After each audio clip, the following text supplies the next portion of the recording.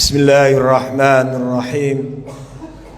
Assalamualaikum warahmatullahi wabarakatuh.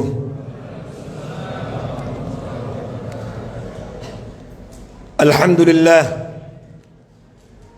Alhamdulillahilladzi 'allamal Qur'an, khalaqal insan, 'allamahul bayan. Wassalatu wassalamu ala sayyidil anam, Sayyidina Muhammad bin Abdullah min waladi Adnan, wa ala alihi wa ashabihi wa man tabi'ahum bi ihsan. Amma ba'd, faqala ta'ala fi kitabihil karim, a'udzu billahi minasy syaithanir rajim. Syahrul Ramadan alladzi unzila fihil Qur'an hudan linnasi wa bayyinatin minal huda wal furqan. Sadaqallahul azim. Ma'asyiral muslimin wal muslimat, ayyuhal mu'takifun wal mu'takifat, Bapak Ibu para jamaah salat Isya, salat tarawih, dan insyaallah salat witir yang semoga sebagaimana Allah Subhanahu wa taala mudahkan kita berkumpul di rumahnya di Masjid Al-Ikhlas ini, semoga kita semuanya nantinya dimudahkan Allah Subhanahu wa ta'ala berkumpul di surganya. Amin, amin ya rabbal alamin. Ma'asyiral muslimin ummatal Quran, hafizakumullah. Mari kita mencoba ke belakang melihat kondisi masyarakat qabla nuzulil Quran, sebelum turunnya Al-Quran.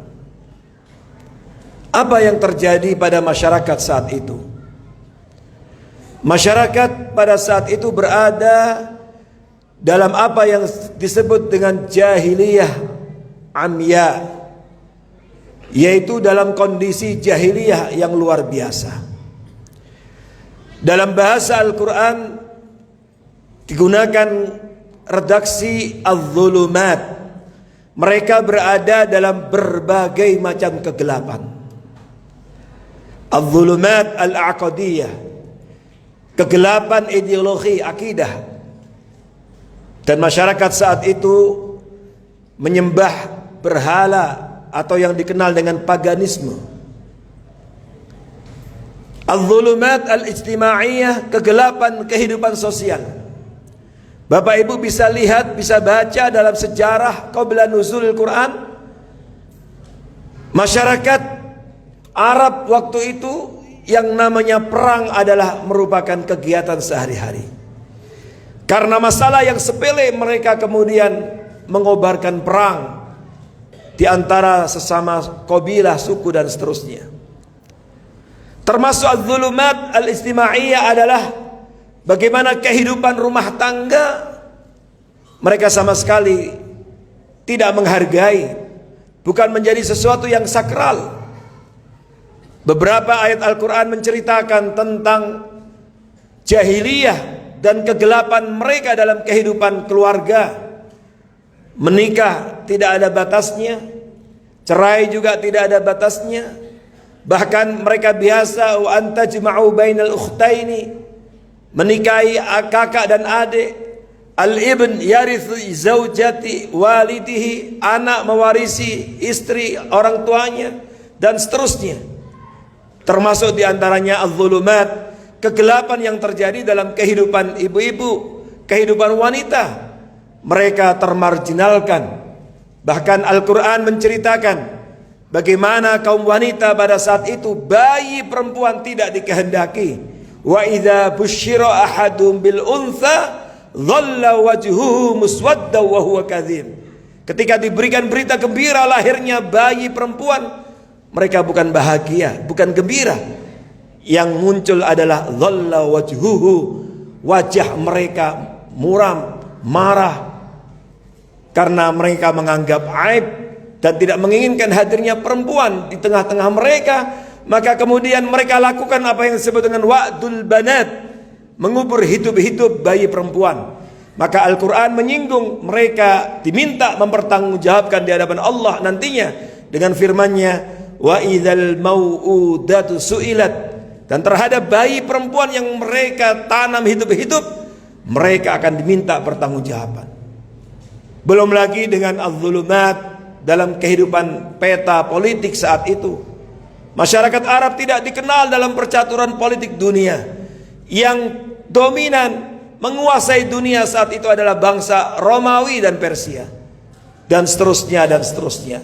Mereka berada dalam kegelapan. Dalam bahasa ayat yang lain, Allah Subhanahu wa taala menggunakan redaksi wa in kanu min qabl la fi dhalalin mubin.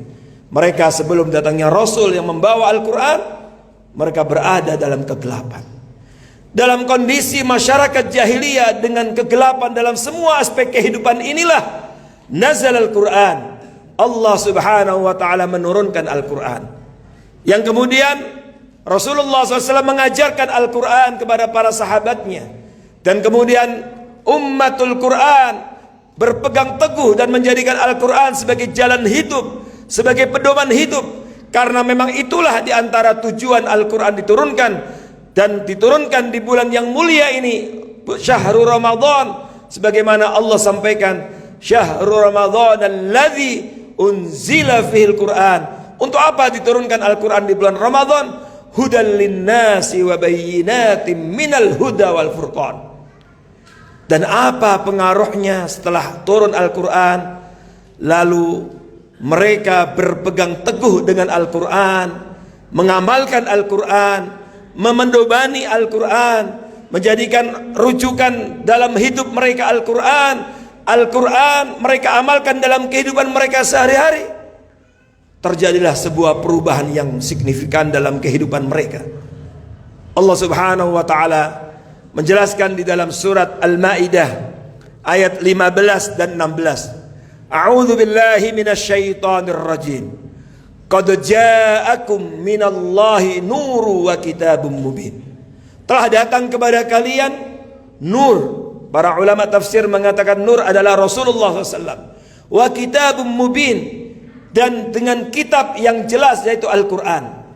Apa pengaruh Al-Quran dalam kehidupan umat manusia saat itu? Yahdi bihillahu manittaba'a ridwana subulas salam. Allah Subhanahu wa taala menunjukkan dengan Al-Quran orang-orang yang mengikuti keridhaannya jalan-jalan keselamatan.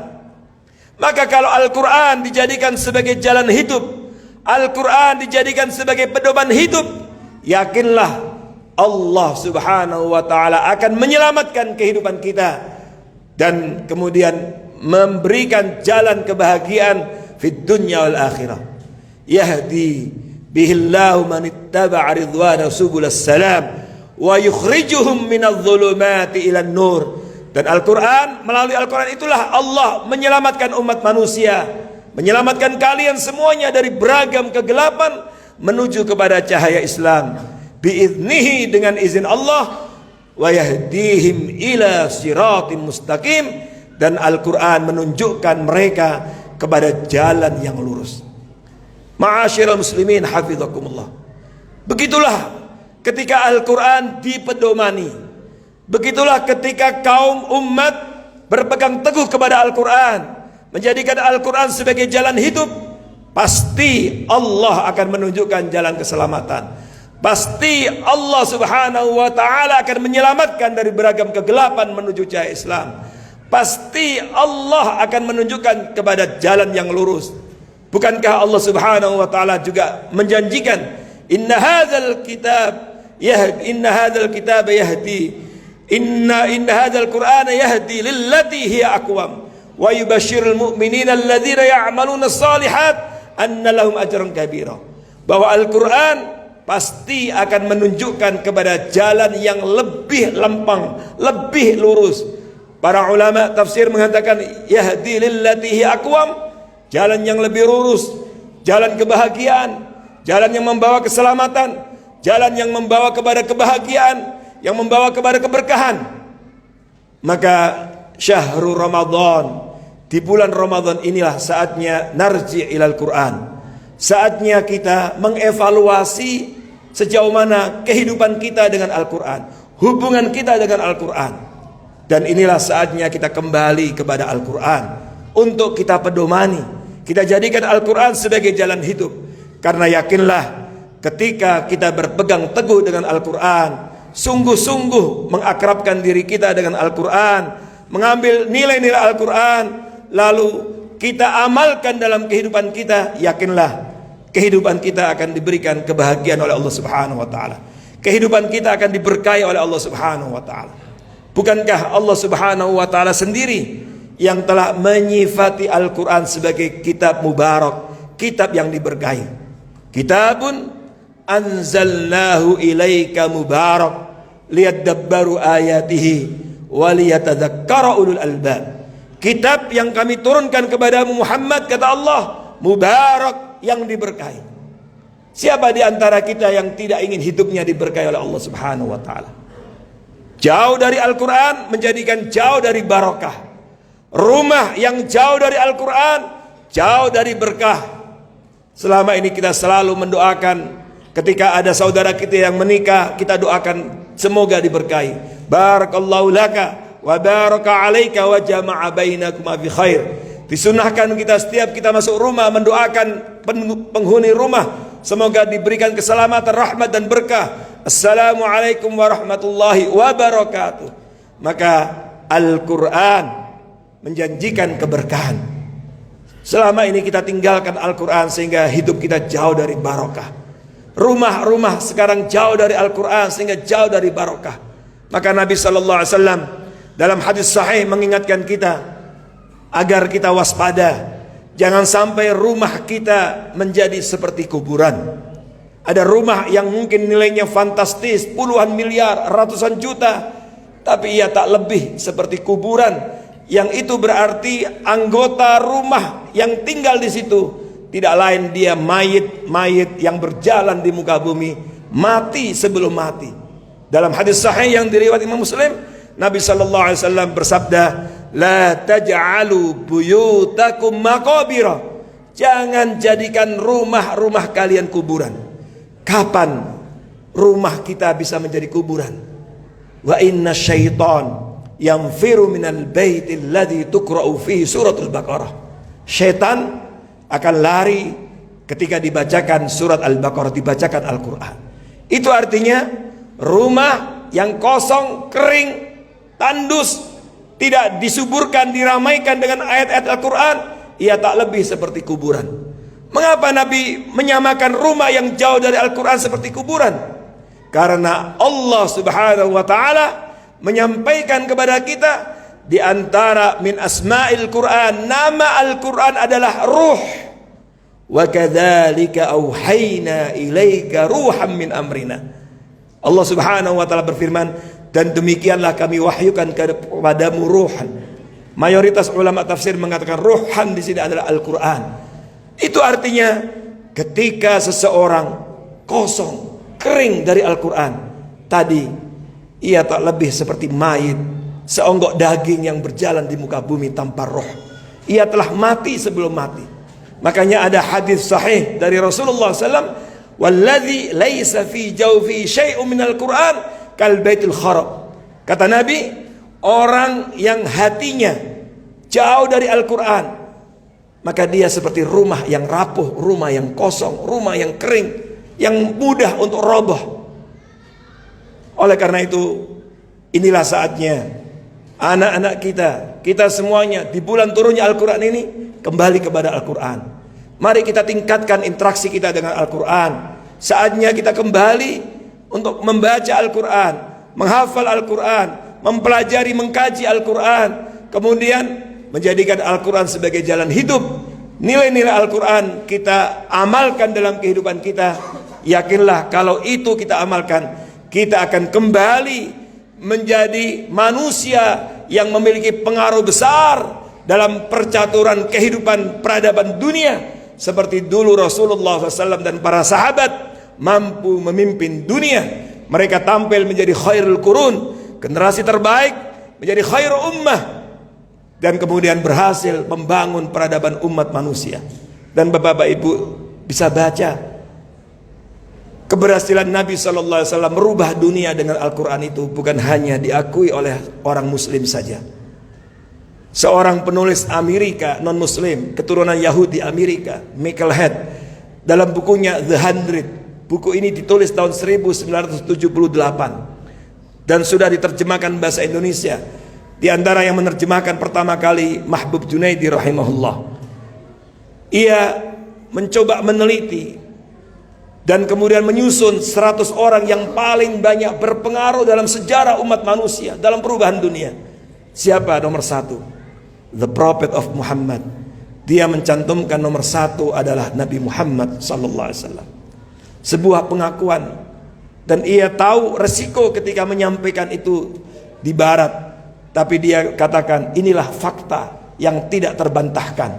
Muhammad sallallahu alaihi wasallam, kata dia, yang tinggal di padang pasir, tidak pernah dikenal dunia, lalu turun Al-Quran, lalu mengajarkan ajarannya, akhirnya kemudian dipeluk agamanya oleh mayoritas penduduk dunia dan banyak memberikan pengaruh dalam kehidupan umat manusia. Karena itu kita harus yakin kedekatan kita dengan Al-Quran pasti membawa manfaat, membawa kebaikan, membawa keberkahan kehidupan kita. Ingat, al-khairiyah, kebaikan dalam urusan apapun, bada'at bil Quran, dimulai dan diawali dengan Al-Quran. Itulah yang ditegaskan Rasulullah sallallahu alaihi wasallam dalam hadis sahih, khairukum man ta'allamal Qur'an wa 'allamah.